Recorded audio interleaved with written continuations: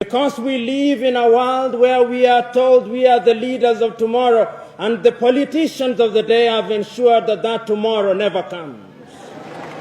Let us today tell the politicians of the day that the tomorrow they have been talking about is today. We live in a continent today where, as the young man has said, our young women, upon attaining puberty, cannot afford sanitary pads. But our public servants have iPads which they do not know how to use. We live in a continent today where our leaders who preside over our health sectors have no faith in the health sector. When they are sick and their families are sick, they run away to seek treatment in Germany, in France, in the United Kingdom, in South Africa and India. Even our health ministers don't have faith in our health departments. We live in a country and countries today where the political leadership have no faith in the education sector. They bring unto us what they call free primary education or universal primary education, but they can never dare take their children to those schools. We live in countries where we claim that agriculture is the backbone of our societies, but we do not use technology to produce crops. Africans are dying younger than they were dying 50 years ago. And I want to submit to you that corruption is the source of all these. I had the privilege of serving as the director of the Kenyan Anti-Corruption Commission. But it would appear that I did not understand my brief well. Upon being appointed, I assumed that my mandate was to go out there and fight the corrupt. But the truth was that I was not supposed to fight corruption. I was supposed to appear to be fighting corruption. Immediately, me and my team tried to fight corruption. The parliamentarians, in their wisdom and in my own view, in their lack of wisdom, used the occasion of the amendment of the law to disband the organization and to send myself and my 4 directors out of office.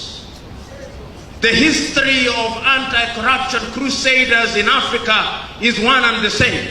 Their mortality rate in office is very short.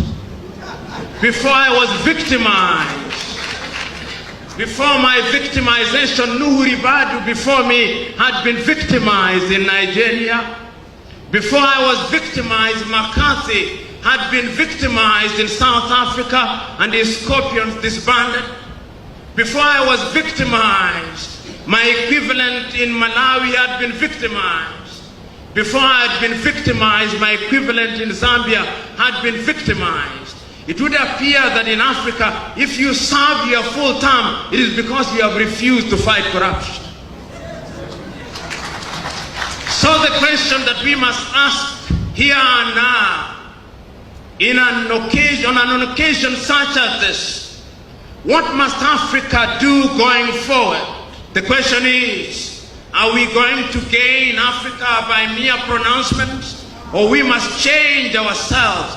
We must change our behavioral DNA so that we are no longer attracted to that which is good, bad, and evil. The question is, are we ready? The question is, do we say with our mouth what we do not believe in our hearts? The question is, are we going to wait for outsiders to tell us to do that which we ought to have done?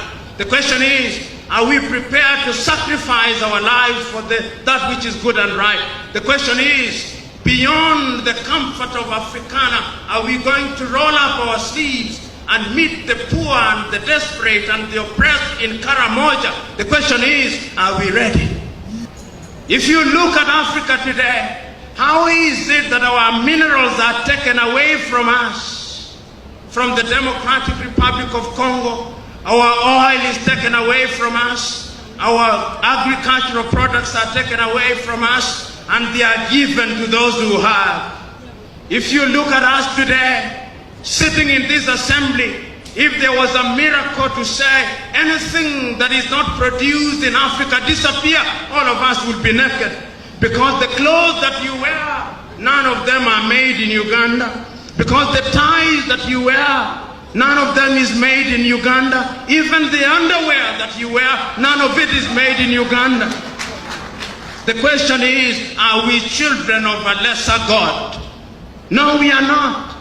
But we have allowed ourselves to be corrupted in our morals and in our ways. Our leaders steal from us, and they keep money in Europe and America. They can't keep it in Africa.